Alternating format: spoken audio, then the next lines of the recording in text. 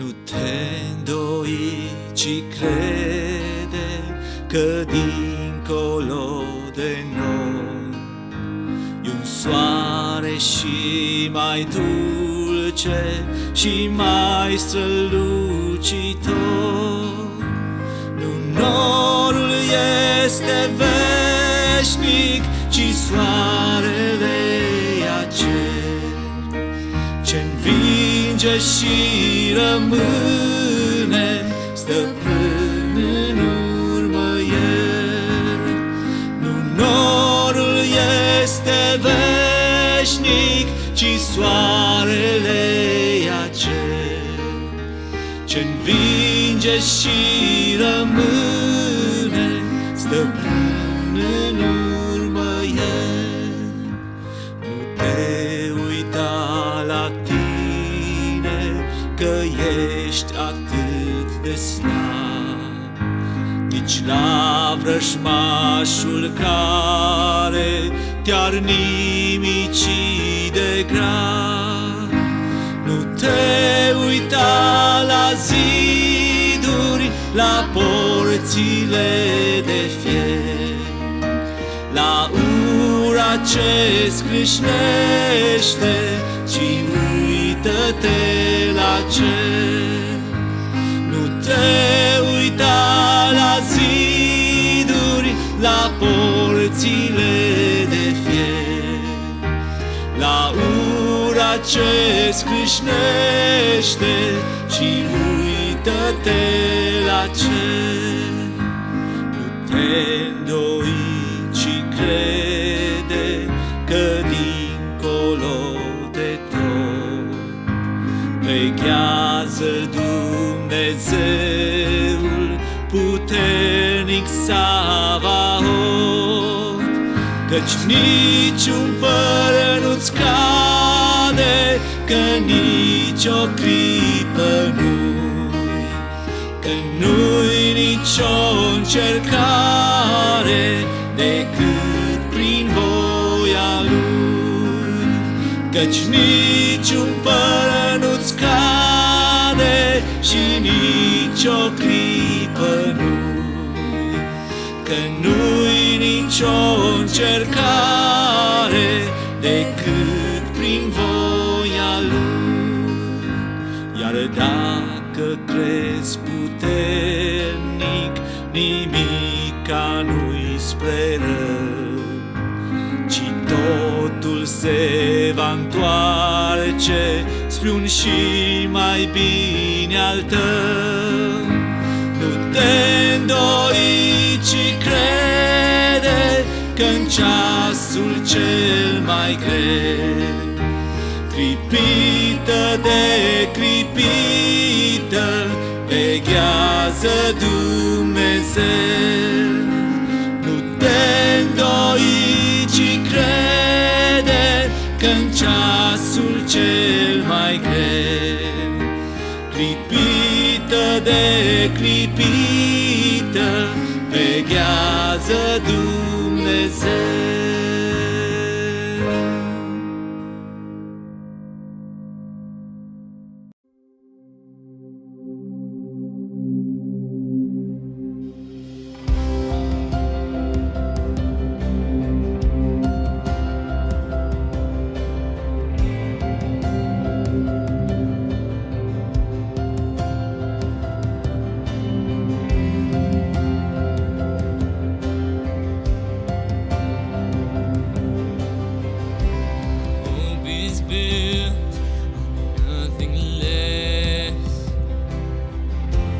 Jesus' blood and righteousness, I dare not trust the sweetest frame, but only trust in Jesus' name. My hope is built on nothing less than Jesus' blood and righteousness. I dare not trust the sweetest frame,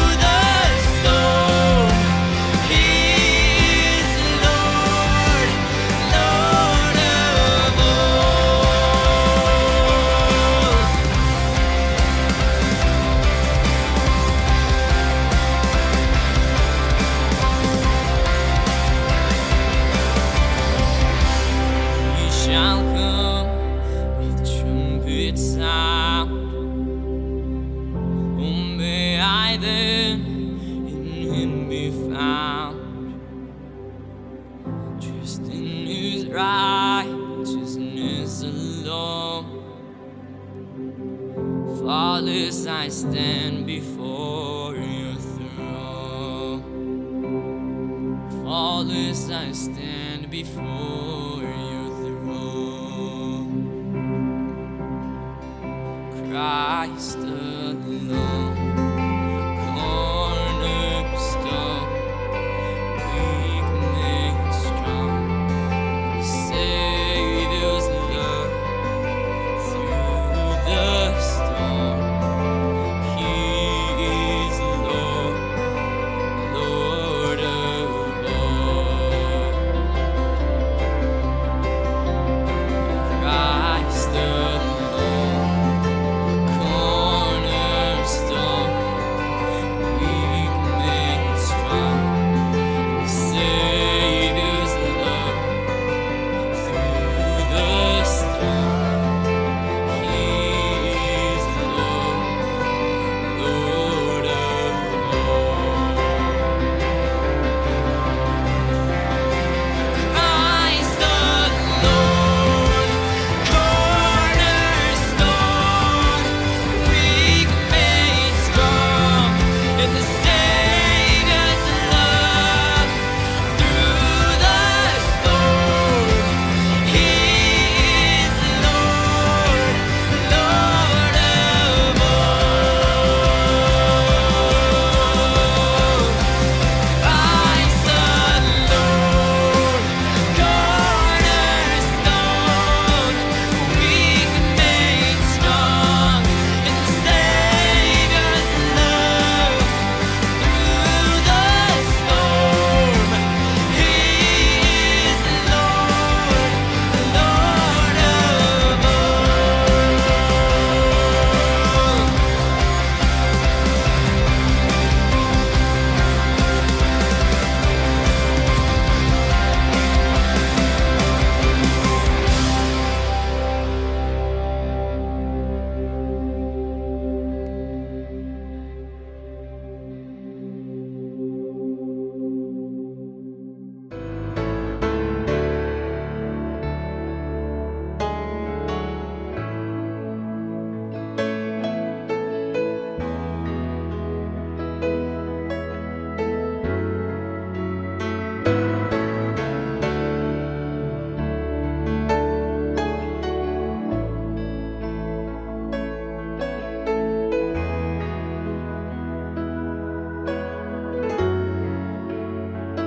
You are here, moving in our midst.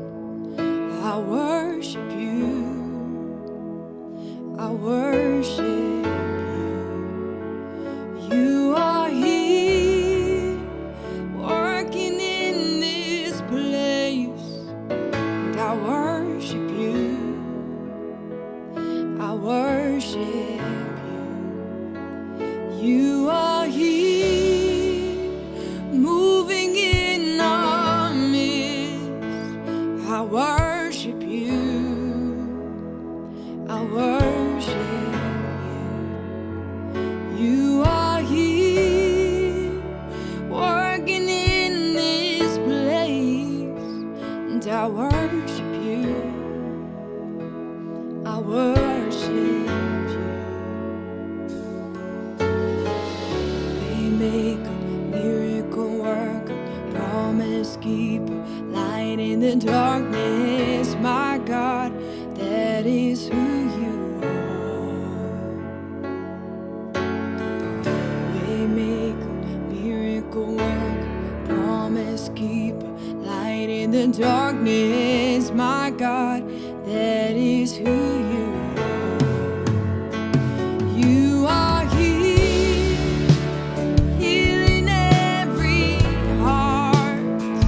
I worship you. I worship you. You are here, touching every heart. I worship you. I worship you.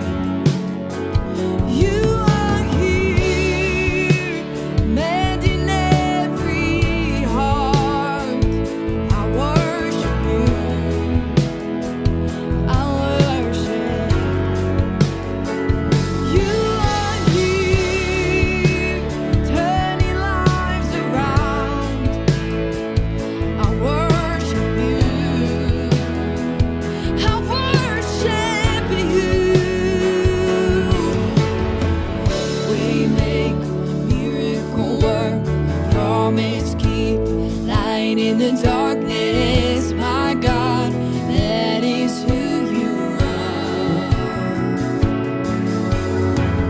Waymaker, miracle worker, promise keeper, light in the darkness, my God, that is who you are.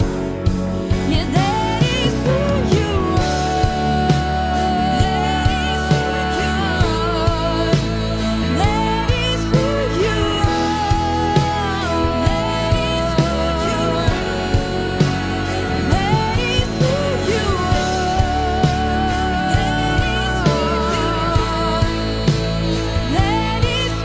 are.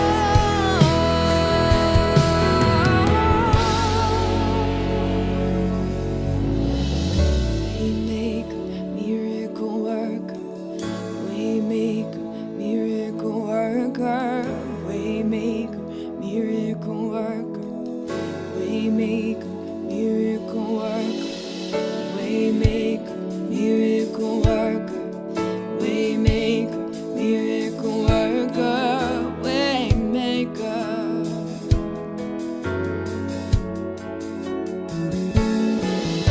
Even when I don't see it, you're working. Even when I can't feel it, you're working. You never stop, you never stop working. You never stop, you never stop working. Even when I don't see it, you're working. And even when I can't feel it, you're working. You never stop, you never stop working. You never stop. Even when I don't see it, you're working. Even when I can't feel it, you're working. You never stop, you never stop working. You never stop, you never stop. Even when I don't see it, you're working. Even when I can't feel it, you're working. You never stop, you never stop. 'Cause that is who you are.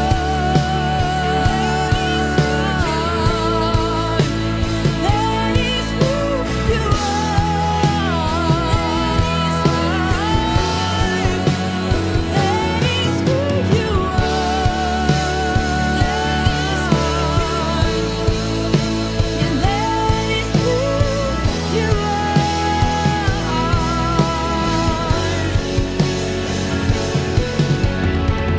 Waymaker, miracle worker, promise keeper, light in the darkness, my God, that is who you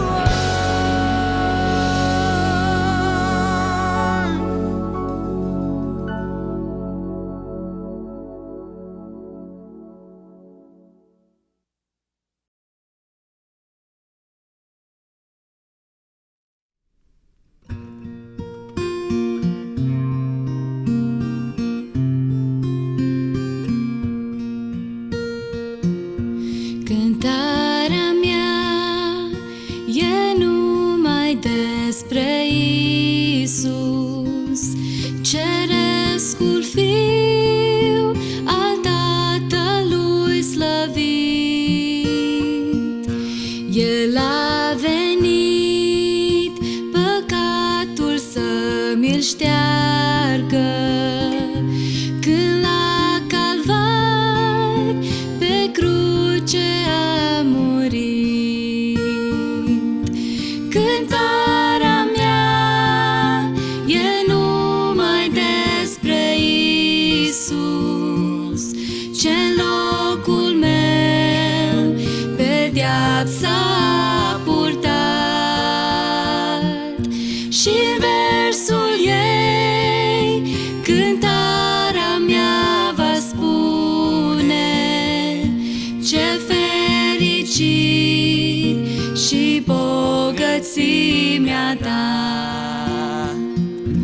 Cămașa lui stropită în sfântul sânge, crucea și spinii cu păcatul meu, mormântul gol, speranța revederii, de despre aceasta voi cânta mereu. Cântarea mea e numai despre Iisus, ce-n locul meu pedeapsa a purtat. Și versul ei cântarea mea va spune, ce fericit și bogății mi-a dat. Cântarea mea va fi doar despre Iisus, chiar peste rău, odată în veșnicii, cu imnul sfânt al miilor de îngeri. Cântarea mea atunci se va uni.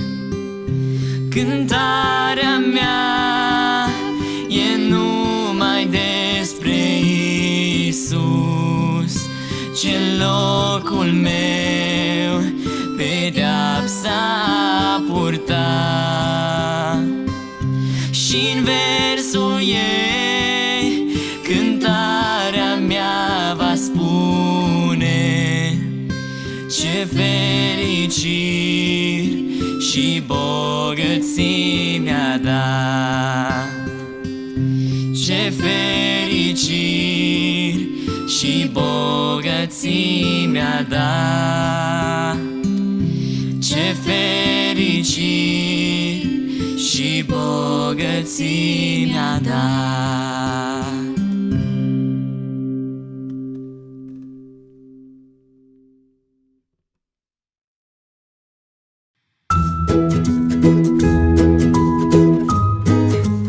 Căci gândurile mele nu sunt gândurile voastre și căile voastre nu sunt căile mele, zice Domnul.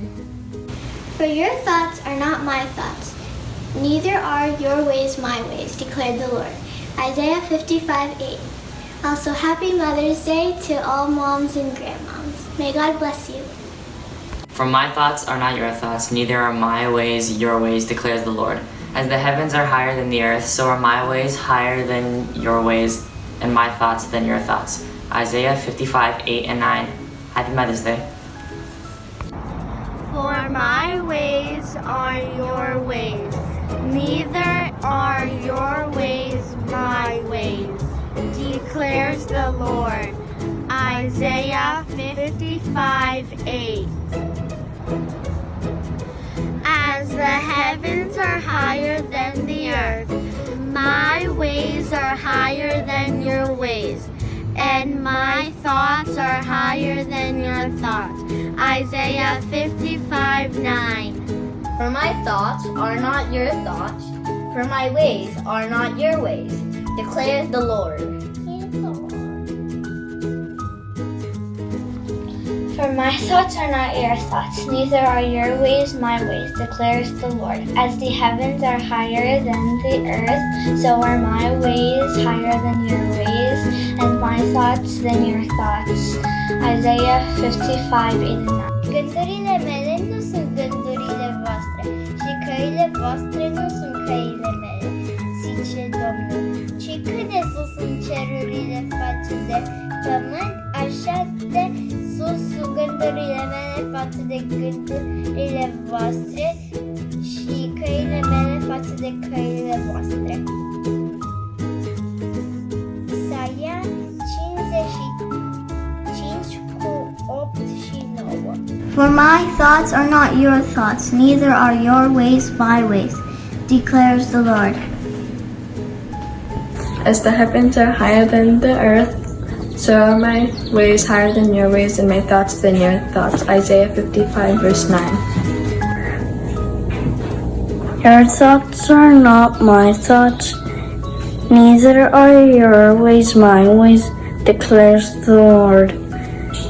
Isaiah 55:8. For my thoughts are not your thoughts, neither are your ways my ways, declares the Lord. Isaiah 55 verse 8. For my thoughts are not your thoughts, neither are your ways my ways, declares the Lord.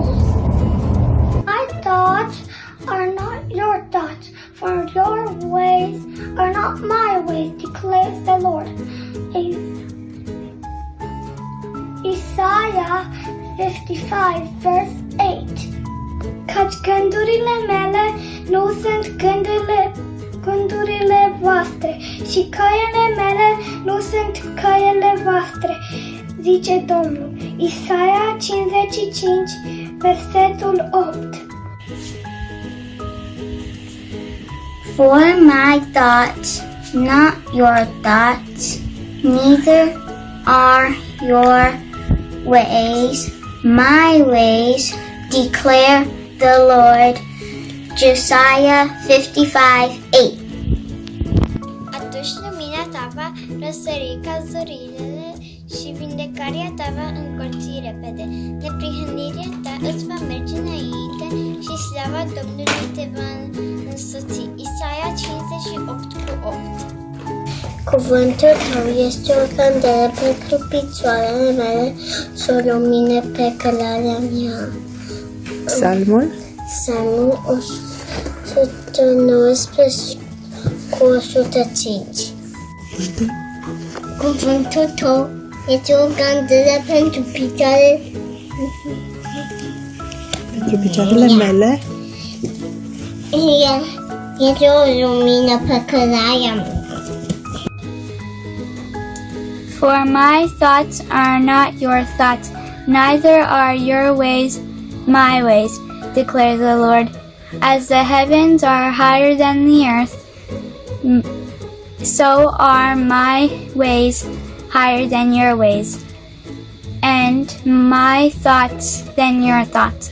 Isaiah 55:8-9. Heavens are higher than the earth, so are my way higher than your way, and my thoughts higher than yours. For my thoughts are not your thoughts, neither are your ways my ways, declares the Lord. Isaiah 55:8. Gândurile mele nu sunt gândurile voastre, căile mele nu sunt căile voastre, zice Domnul.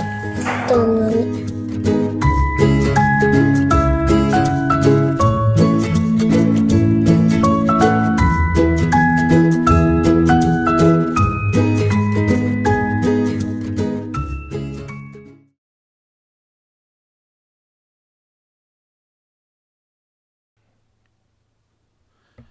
Pacea Domnului, frați și surori, vă salut pe fiecare dintre dumneavoastră în numele scump al Domnului nostru Iisus Hristos, cu pacea Domnului și încă o dată putem spune iarăși Hristos a înviat. Înainte ca să intru cu ajutorul lui Dumnezeu din mesajul pe care Domnul mi-a pus pe inimă să-l împărtășim împreună cu dumneavoastră, este să ne amintim că în această zi frumoasă este o sărbătoare pentru mame, este Mother's Day și să doresc tuturor mamelor și poate celor care în viitor vor deveni mame, un Happy Mother's Day.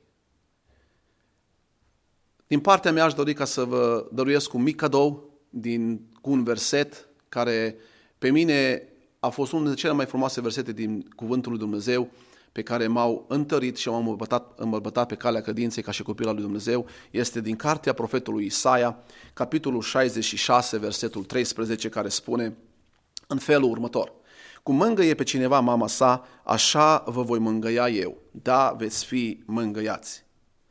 Scopul revenirii noastre la biserică, frați și surori, este acela de a-L cunoaște pe Dumnezeu, de a ne apropia de Dumnezeu. Domnul Iisus Hristos a vorbit apostolilor de multe ori prin pilde, pentru a se descoperi mai bine lor și să-L cunoască pe El.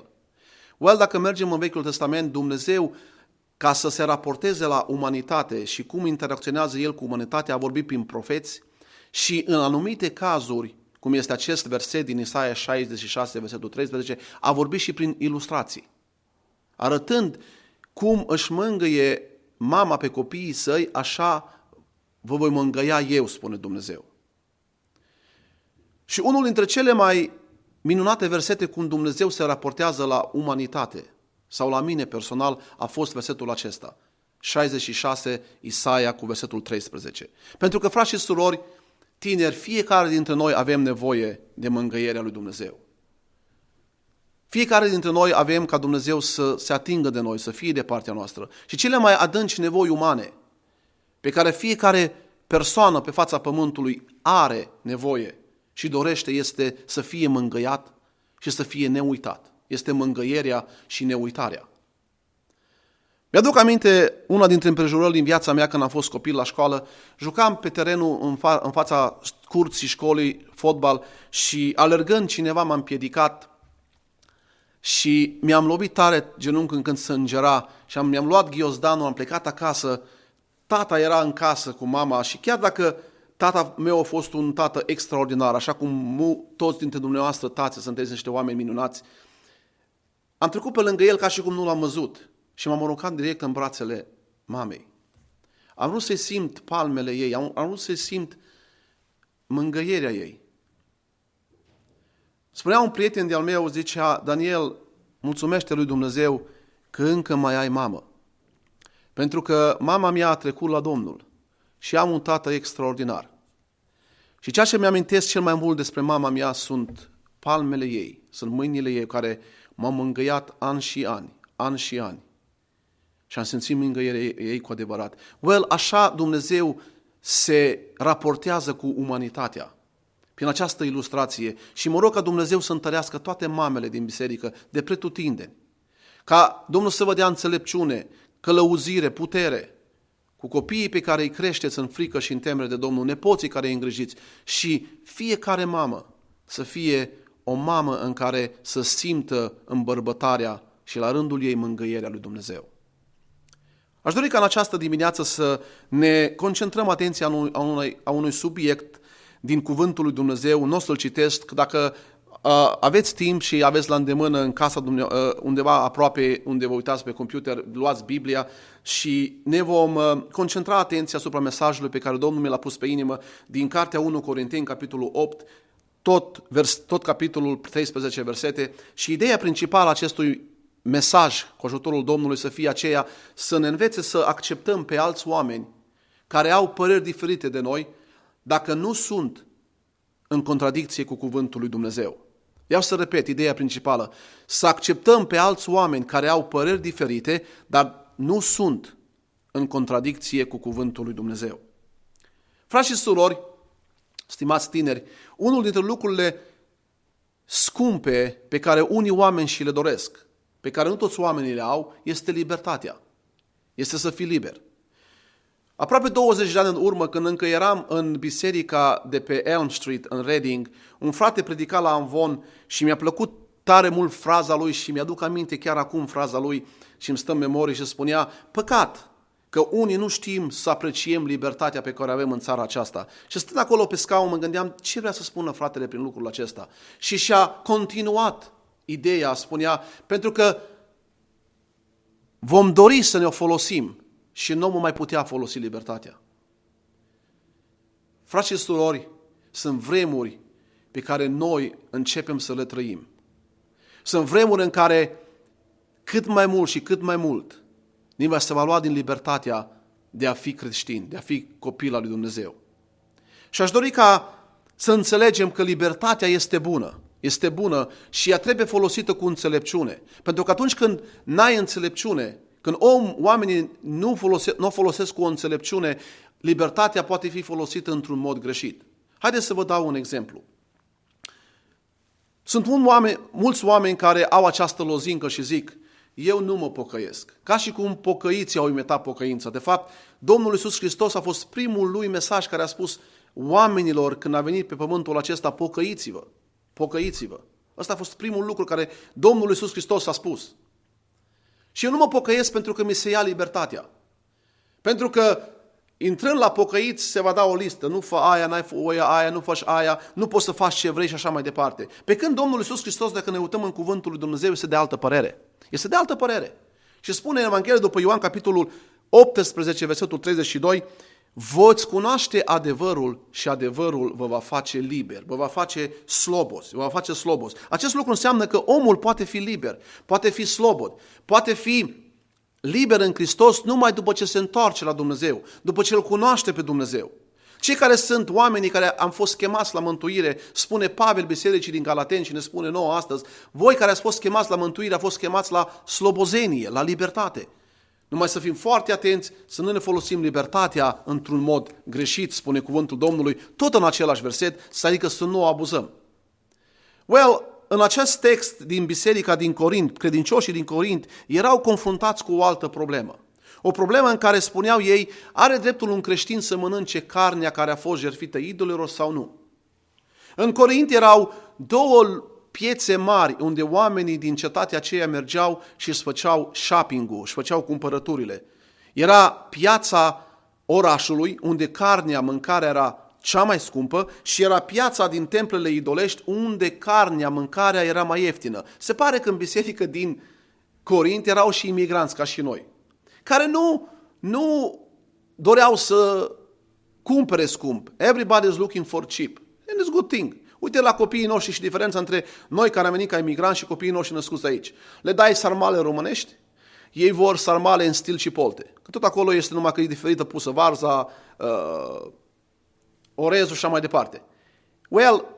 În privința aceasta, oamenii erau în biserică pe vremea aceea în Corint o parte din frați care nu credeau că există idoli. Și spuneau dacă lucrurile acestea nu există, dacă numai o minte bolnavă și o minte întunecată a inventat lucrul acesta, spuneau ei, cum poate ceva care nu există să spurce pe sfinți sau carnea pe care noi o cumpărăm într-un loc unde este mai ieftin?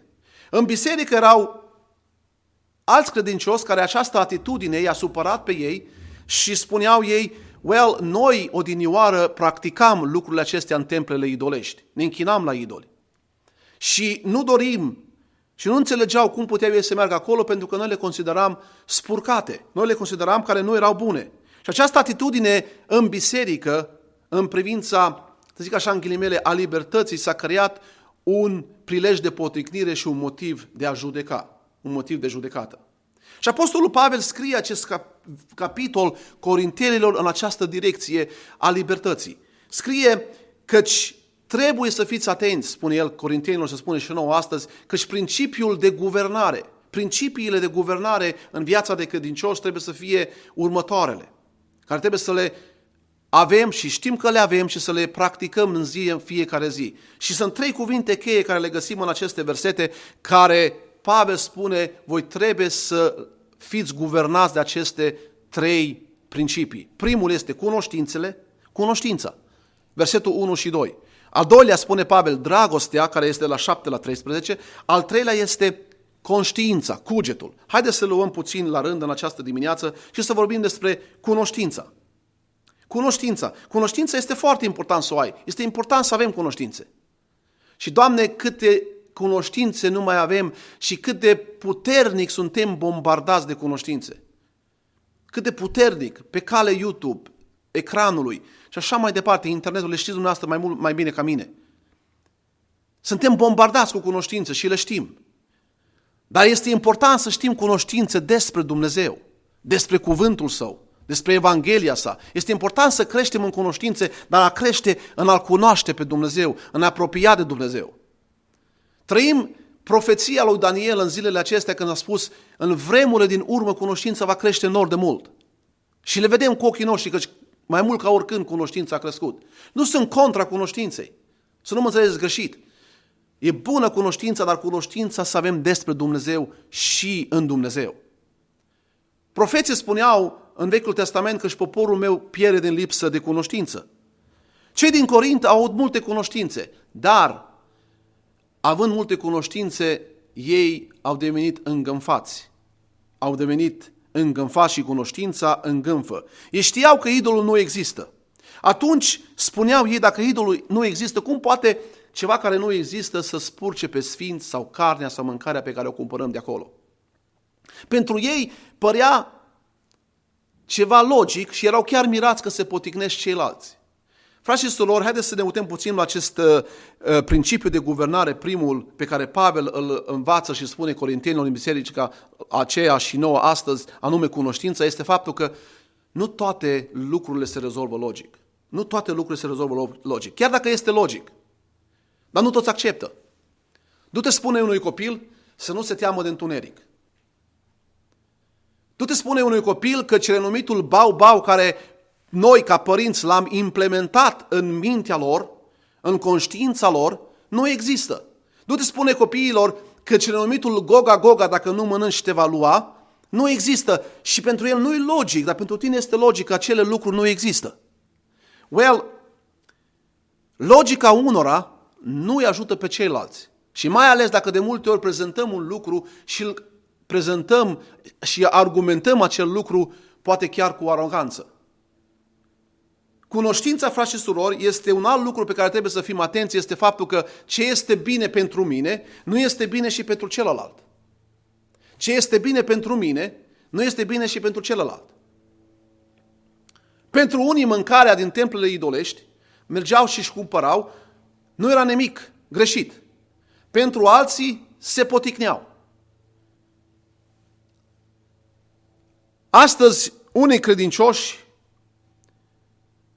care spun și merg și zic, eu pot să mă duc la un spectacol, pot să mă duc la un teatru, depinde ce spectacol, bineînțeles, când suntem maturi și înțelepți să mergem unde, dacă cineva merge, să merg să mă uit la un meci de NFL sau de fotbal, și așa mai departe, și spune, pe mine nu mă mustră conștiința. Well, tot din aceeași congregație vei auzi care spun, nu mă duc și nu m-aș duce niciodată acolo.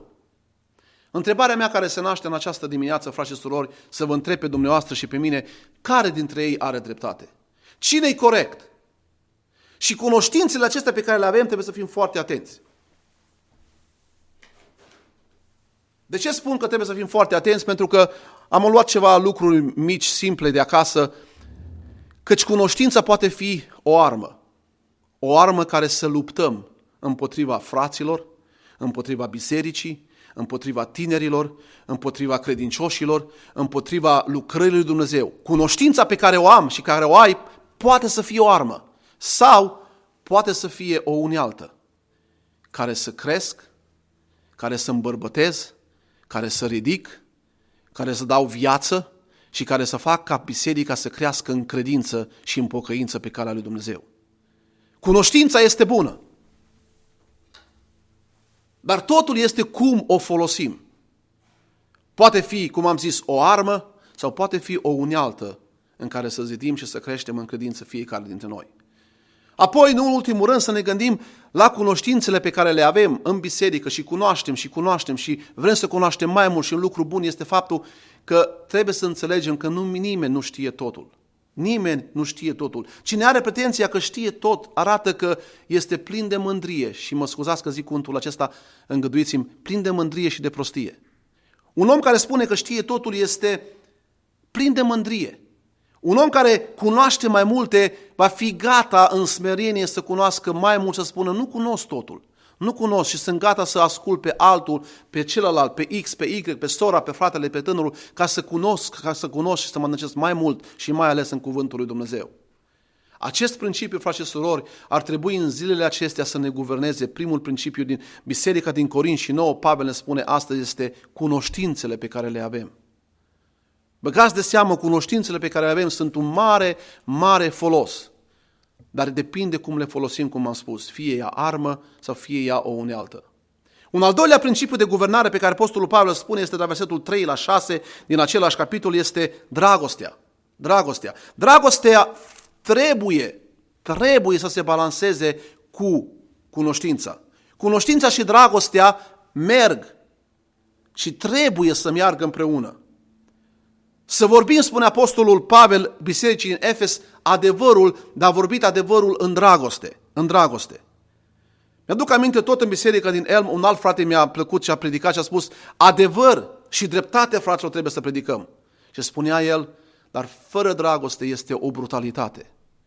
E bine să predicăm adevărul. E bine să predicăm dreptatea lui Dumnezeu din biserică, dar predicată cu dragoste și în dragoste. Dragoste fără adevăr, frați și surori, și dreptate este fățărnicie. Dragoste fără adevăr și dreptate este fățărnicie. Cunoștința, frați și surori, noi știm că este o putere și are o mare putere.